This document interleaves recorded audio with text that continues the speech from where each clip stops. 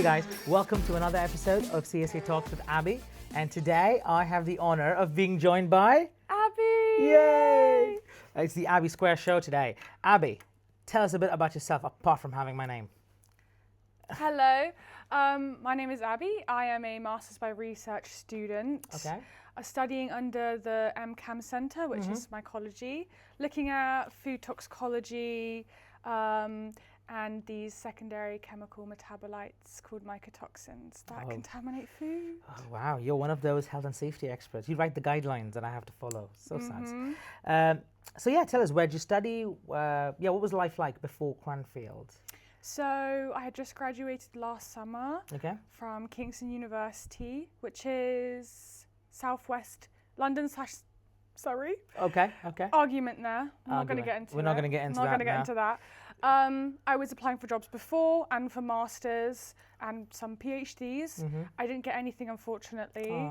So I graduated, moved back home. I was there for like 6 months, unemployed, just like grinding every day, getting those applications out.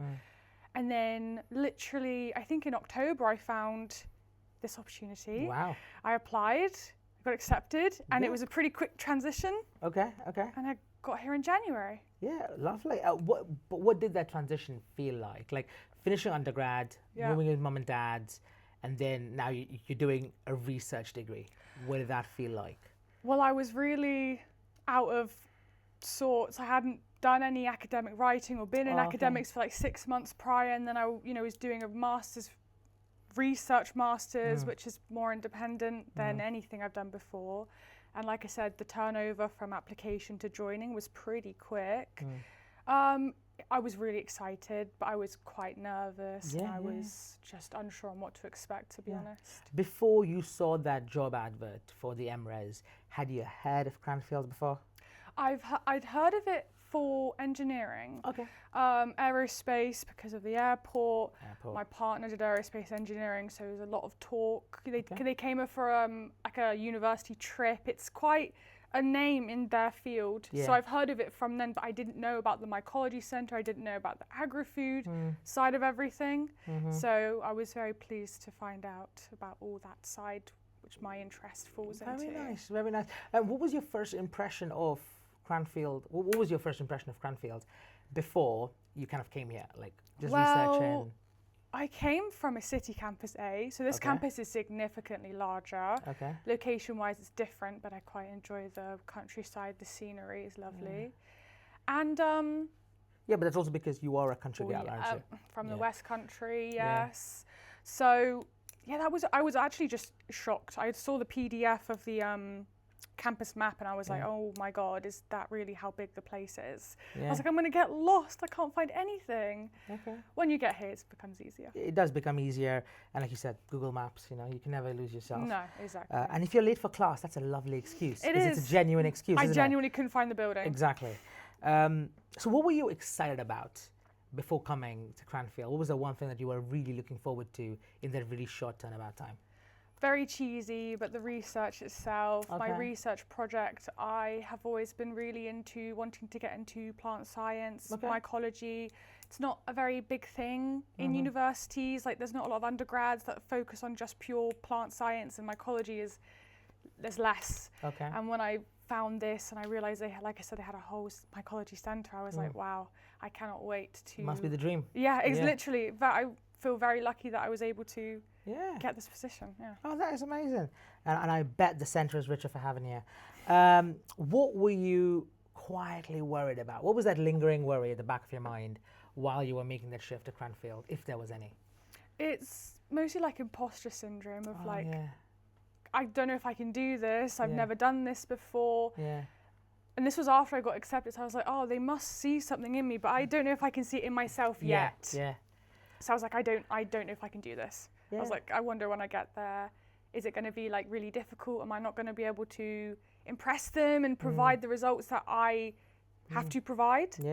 So that was like always in the back of my head during the process of everything, like moving and stuff. Yeah, I think that is something that I think genuinely a lot of students in Cranfield just struggle with.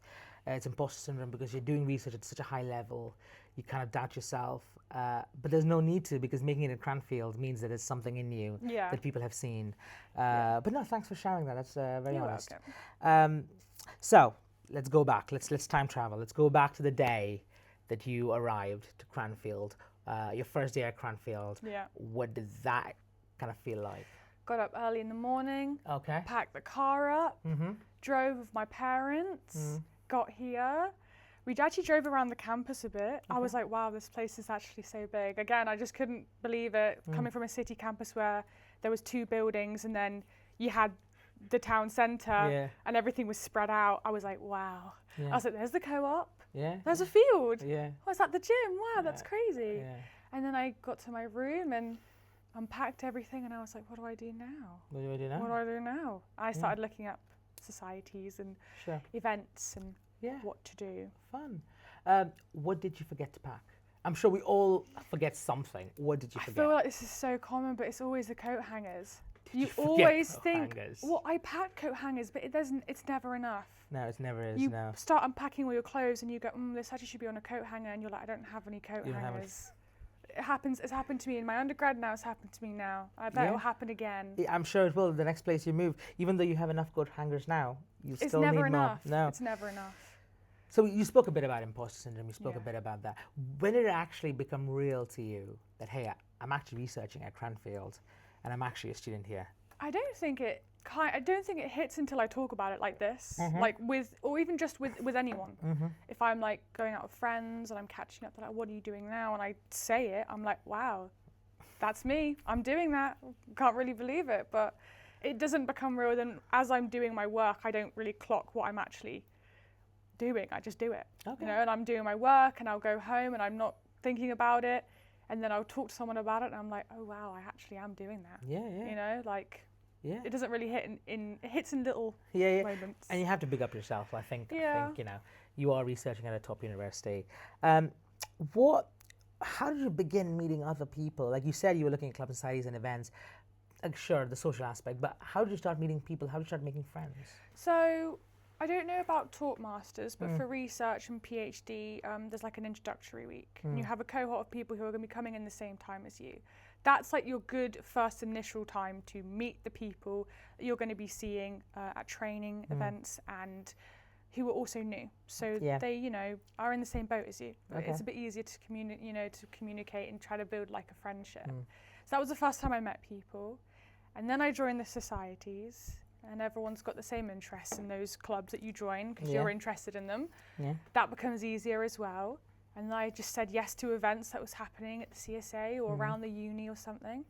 And you meet more people that way. And then it kind of snowballs, and then you meet people who knows the people you know, and then you can build a circle based on that. Lovely. Yeah. You spoke a bit about clubs and societies.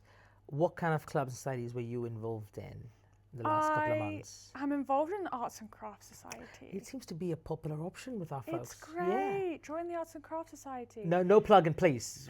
Non-biased. Sorry, go ahead. It's great. There's not one thing we do. Yeah, okay. So it's like a multiple, every week is different. We did phone charms, needlepoint, I think it was, crocheting. We made these bookmarks. And it's a very chilled environment. Everyone's just around a table. We play music. We're learning together. Sometimes it doesn't really go right. My bookmark ended up looking just a bit like a weird piece of string. But it was fun doing it. But it's fun doing it, and that's the point. The journey is the main thing, And people got a laugh out of it. So I was able to laugh with them. And then, you know, friendships are being formed. It's great. I do want to join more. I feel like I should join more. But right now, that's my main one.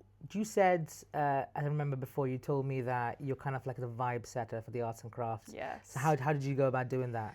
Well, when people are concentrating, obviously it does get a bit quiet, especially if it's something like sewing or something with needles, so you need to be a little bit more concentrated. And I just don't like silence, so I'd be like, does anyone want to play some music? And everyone's like a bit too shy to do it, and I'm like, well, I guess I'm going to have to step up and be the one to do that. And then that also starts conversations. And now people know me as the person with the music. So. With the music, okay. Of all the titles, I think that's a I thought that's a pretty good one to have, isn't it? Yeah. And the one that can't make a bookmark very well. Can't make a bookmark. Yeah, both are good. You spoke about, making friends in your cohort. You spoke about making friends with your clubs and societies. But I'm a bit interested in, like, was that connection quite natural, or did you have to like slightly push yourself, like personally, like, did you have to push yourself a bit, or did you think it just happened? What would you reckon? I feel like you need to put effort into trying to create friendships, relationships with people, even if it comes naturally to you. I'm quite an extrovert these days now. I wasn't before, but I've learned to push myself, and now I'm at a point where instead of it being a push, it's more of a nudge. Okay. But you still do need to put a bit of effort to show people that you're interested in becoming friends. Talk to me a bit about how did you put that effort in? It's mostly exchanging communication. So like WhatsApp's really big here. So if there's someone that I think, we can maybe get along very well, before I leave them and possibly don't see them again for however long, exchange information, maybe invite them, especially in the summer right now. Invite them to go do something on the field, or go have a pint on a Friday night after the week is done. Go have lunch. A lot of the researchers will have lunch together, so that kind it's of. It's a nice tight community, isn't it? The researchers itself. But initially, how did that look like? Like, obviously, it's nice now. Initially, it was me approaching people a lot. Okay. It was me coming up to people and being like, "Hi, my name is Abby. I'm doing this," especially in my office. I have an open plan office. Funny enough, that's exactly what I did as well. Yeah. Hi, my name is Abby. So, hey, common. So it's an open plan office. And so you just went around meeting people. Yes. Yeah. And you do kind of have to make the first step most of the time, because sometimes people don't know that you're new. Yeah. They don't know where you came from. You just arrived at a desk and you're there now, and they're like, new person. Well, that's kind of, And everyone's busy, and it's not their fault. Everyone's just really busy. So if you make the first step, and then hopefully things will snowball. And from there. I think things do snowball, because I think every time you come to the CSA, you always see groups of students just chatting. It's very rare that you just find someone eating lunch by themselves. So that's wonderful, and I'm really glad you shared a bit about that social aspect, which not many students actually get to see before coming to Cranfield. But talk to me a bit more about the research itself. How did that feel different compared to, or like, how is your time at Cranfield different to that in Southwest London / Wales?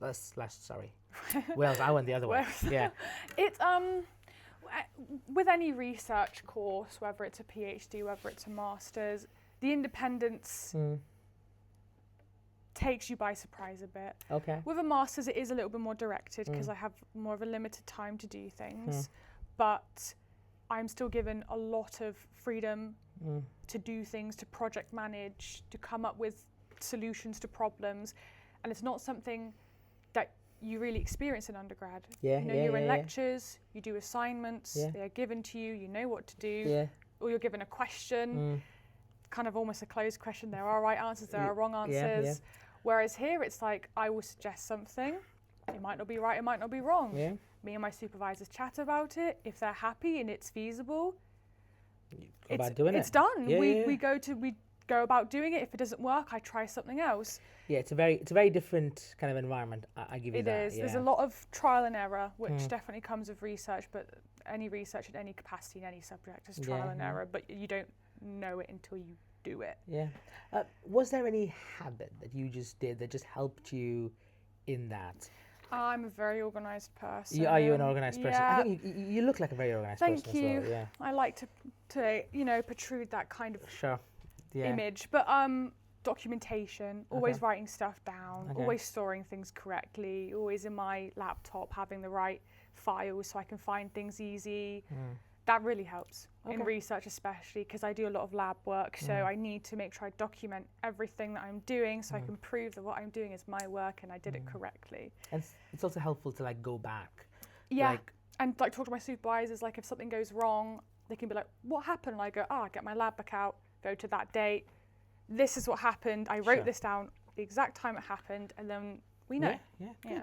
So we spoke about Southwest London / West Surrey. What is that thing that feels like ordinary at Cranfield, but is basically unfamiliar in Surrey? Well, there's no undergrads here. No. So the Is that a good thing? social. Well, No. well, yeah. They're a bit crazy at times, Sure. but as we've all been an undergrad We've once. all done that, yeah, sure. But the events are more, I wouldn't say mature, I don't really know the correct word to use, but you are communicating with people from various ages, which is very fun. And I don't know, it feels a little bit more, I say sophisticated in a way, I suppose. But you are communicating with people. I think I'm probably on the younger side of the spectrum because I am a master's student, and then I can, I have friends who are postdocs and PhDs and lecturers, and it's a very wide range, but it's quite fun to talk to so many different people and get different. And you don't really have that experience in undergrad. No, not really. You talk to people in your age, but not apart from that. It's quite hard. Yeah, you kind of stay within your cohort, sure. and you do get some older students, but in undergrad you do kind of just stay with the people that are your age mostly, or you're in accommodation with people that are your age mostly. So, what do you do when you need a break? Like we spoke a little bit about research. Yeah. But hey, we're not all about research. We do have fun. So what do you do when you need a break? Play video games. Okay. Yes, I have a Switch, so I can take it everywhere. Legend of Zelda. I play the Kirby games. Okay. I like Mario. I was going to say, are you a Mario fan? I am, but the games are kind of expensive. Oh, tell me about it, yeah. And every couple of years they release a new one and you have to buy that one. And they're like 60 quid these days. I don't have the money for that. Who does? But apart from that, when it's nice weather, we have a lot of fields. There's a lot of nature areas around here. Sure. Sit on the field with some music, with some friends, or just by myself. Just by yourself. Yeah. Sunbathe sometimes. Yeah. And it's nice sometimes to just have that moment to just switch off. I gotta say it is a nice place to do research because sometimes research can get very stressful, it gets a lot. Yeah. But you have the nature to kind of bring you back. Yeah, and you're right, because I think when people come to Cranfield, they think it's all work, and it is all work, but you need to have good breaks to then be able to perform really well. So I think Cranfield allows for that, to have those breaks. What was kind of harder than expected for you when you moved into Cranfield? What was harder? I would definitely just say the workload. Okay. Until you actively get the workload, you don't really know what to expect, especially with research. Yeah. And especially with my research, because like I said, I'm in such a small amount of time to do all this. Things start very quickly. I've got to get the ball rolling incredibly quickly to get things going, to begin everything. So the first couple of weeks, very intense, and I was like, wow, okay, I'm incredibly busy. But then once you get the foundations laid, everything kind of takes steady steps. So, but the initial workload was a bit of a shock to the system, but you get used to that very quickly. I think one of my friends, I was talking to them the other day, and they were telling me that, Abby, the biggest kind of prep for marriage is marriage itself. I think that could be applied here as well. The biggest prep for research is research itself. Yeah, exactly. And during those times of heavy workload, your plate always being full, what helped you? What helped you get through those periods of just stress and just loads of stuff to get done? What helped you? Just having my friends that I am making. Sorry. And then also communicating with my friends back home, communicating with my partner and my family, and just being able just to decompress after the day and just say what's going on. I've done so much today, I'm so tired, how's your day been? Kind of take your mind off it a little bit in the evening. Because in the early days I didn't have as close-knit as a group than I do now, 6 months in. Sure. But having communication with people back home really does help a bit. It keeps you still grounded a bit. And I know you're doing a research degree because you say communication and not talking. The thought masters, they would talk, not you. You communicate. That is good.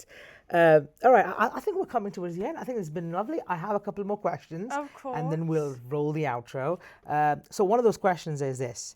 What is that one mistake that you wish you avoided when you came to Cranfield? Not joining enough societies, not saying yes to things at the beginning. Okay. I was a little bit nervous. I didn't know what to expect. Like I said, I'm only in one society, but I know multiple people who joined 2 or 3.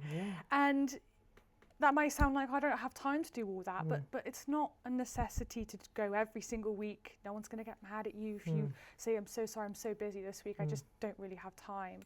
I didn't really say yes to it. There were a few events that happened that I didn't go to because I was like, I don't know anyone. Like, I can't do this. I can't go alone, or I just don't have enough people with me. I feel like that was a bit of a mistake because I feel like if I would have gone, I would have made friends a bit quicker. So definitely not saying yes to more things. Yeah, and we get that a lot actually, because what I always tell students when they come into Cranfield is that the easiest day in your master's degree is going to be that first day, and the easiest week is your first week. So make the most of it. Go to all the while events that things are there. are still settling in, Exactly, and the workload hasn't fully come in yet. Definitely say yes to anything. Even like if a random person says, "Oh, do you want to go on the field for a couple hours X day?" Just make sure they're students, but definitely. All right, what do you think a new student should do in their first week at Cranfield after registration? That's important, isn't it? Again, just say yes. Okay. Just say yes, because there will be loads of events going on to welcome you. They're meant to welcome you. It's very beneficial to go. Meet people, and kind of get your groups and get your people earlier, so that when things do get tough, because they will get stressful. They will. You have your people already there. You guys can share that stress together, take the weights off each other's back a little bit. It becomes easier to manage.